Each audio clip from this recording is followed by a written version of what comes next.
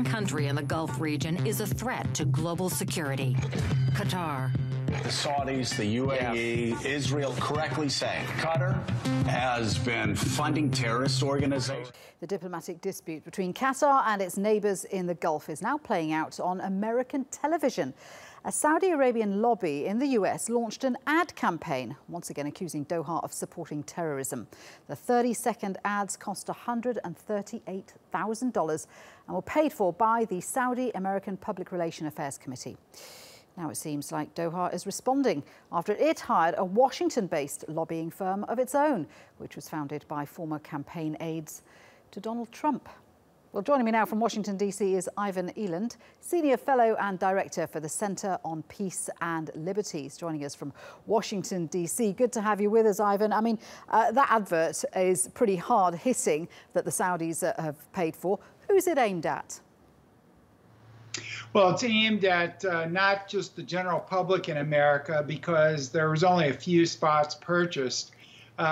It was aimed at the politicians, the opinion makers in the bureaucracy, because they were centered on ads in the national capital area, Washington, D.C. And these one-sided ads are, of course, not telling the whole story. But if it's aimed at policymakers, is that because Saudi feels that it's failed to persuade Washington to fully back the blockade against Qatar? Well, I think they're trying to influence it to their side. I think they have failed to do that simply because the United States has a major military base in Qatar. And when the ad says Qatar is destabilizing American allies, well, Qatar's an American ally. And there's U.S. allies on both sides of this dispute, and I think the State Department and Pentagon bureaucracy would like to take a more even-handed approach to the whole matter of the blockade. But of course, the president is sort of a free spirit, and he has sided with the Saudis in tweets and that sort of thing. So the U.S. policy is muddled, and I think that's why they're advertising, but I don't see the advertising doing much good. They haven't bought that many spots, and of course, advertising experts say the key to advertising is repetition. Most commercials you see on U.S. TV repeat themselves ad nauseum. These don't.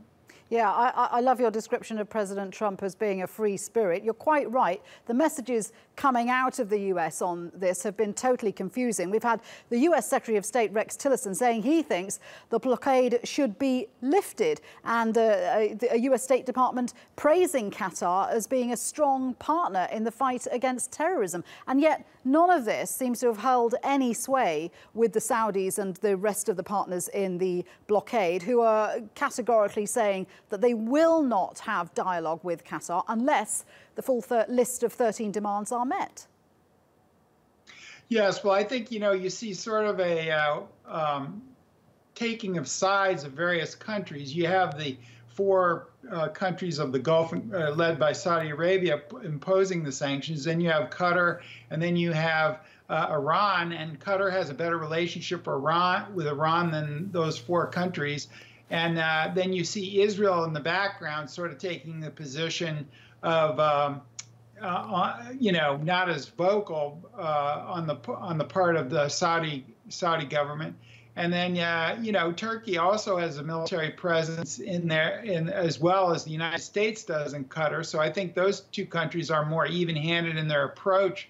At least the State Department and Pentagon bureaucracies in the United States. We've already talked about the fight amongst the U.S. policy and muddled policy that we have, because the president, who I euphemistically call a free spirit, he's been called other things, but certainly the U.S. policy is not clear, and the U.S. could perform a valuable role in mediating among its allies, and it has done that to a certain extent with Rex Tillerson. But it would be much more effective if the U.S. government was united in saying, hey, we need to pull this blockade, this embargo, and get back to normal relations. Do you think that Saudi Arabia and its allies have misjudged this blockade, and it has backfired somewhat, because it's pushed Qatar even closer to Turkey and to some extent Iran as well, hasn't it?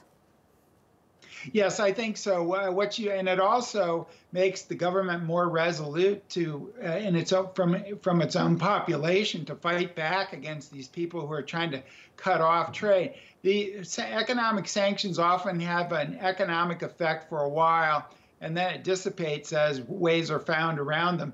But it almost never has a political effect unless the objective is very modest. And this is not a modest. This list of demands that they had is certainly not modest. So I think my bet when this embargo was first put on, having no, track record yet, I said it was probably going to fail, and I think it is failing. And certainly Qatar has made some changes, but I'm not sure that that really changes much at all. I think these countries are going to have a face-saving way eventually to back off from this. Yeah, and I think you do get the feeling that these four countries are surprised by how long Qatar has held out against this blockade. Perhaps they were expecting Qatar to cave a lot earlier, but as you say, it has been resolute. And we've also seen Qatar signing this deal with the US to do more about preventing the financing of terror organizations. Why is that not enough as a show of willingness to tackle some of the complaints that other Gulf states have about Qatar? Well, I think Saudi Arabia really wants to have a unified front against its arch rival Iran, and Qatar runs its own independent foreign policy, and that's challenging to the leader of the Gulf states, which is Saudi Arabia. And so the Saudis want to maintain their dominance, and the new regime in Saudi Arabia, they're running a more aggressive foreign policy than the Saudis have ever run. They're in Yemen, they're fighting in Yemen, and they've got a blockade going there, which is causing a lot of pain to Yemen, because Yemen is a very poor country, and they're cutting off medicine and food. Qatar is, if you want to mess with somebody, Qatar is probably not the best one to do. Qatar is far wealthier than Yemen, and it has a lot more staying power. And it also has other countries helping it, like Turkey and Iran and, other countries. And even the United States is trying to mediate as best it can here. So I think, Qatar is not without friends. And what about some would say the irony of Saudi Arabia leading the charge against Qatar, accusing it of supporting terrorism, because there have been numerous studies showing, or research showing, that a lot of financing and supporting of Islamic extremism originates from Saudi Arabia. There was a recent British think tank saying the top foreign funder of Islamist extremism in the UK is Saudi Arabia. Is Saudi prepared for that kind of scrutiny, or should there be that kind of scrutiny? Well, I think they should have been scrutinized a lot. Since 9/11, most of the hijackers were Saudi, as everyone knows, and they've been funding all these radical Sunni educational institutions around the world. So I think they're public enemy number one for supporting terrorism. And the United States has never criticized Saudi because of the oil. Ever since the 1930s, the United States made a deal with the leadership of Saudi Arabia. They would sell us their oil and keep a handle on the oil market for us, since they're a big producer, and we would provide their security. And that informal agreement is still in force.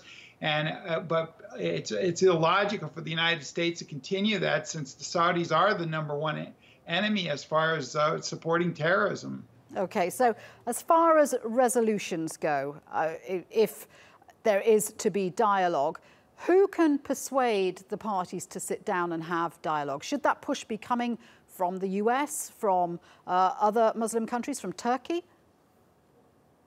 Well, I think it's, in any dispute, it's the obligation of the countries involved to solve it. But of course, if Turkey and the United States can perform some sort of mediation, and Turkey is, I would say, a good bet also, since it's a Sunni country, and yet it's has a better relationship with Qatar than the Saudi Arabian and the rest of the group that's sanctioning. So I think Turkey can play a role. The United States can play a role if it gets its act together.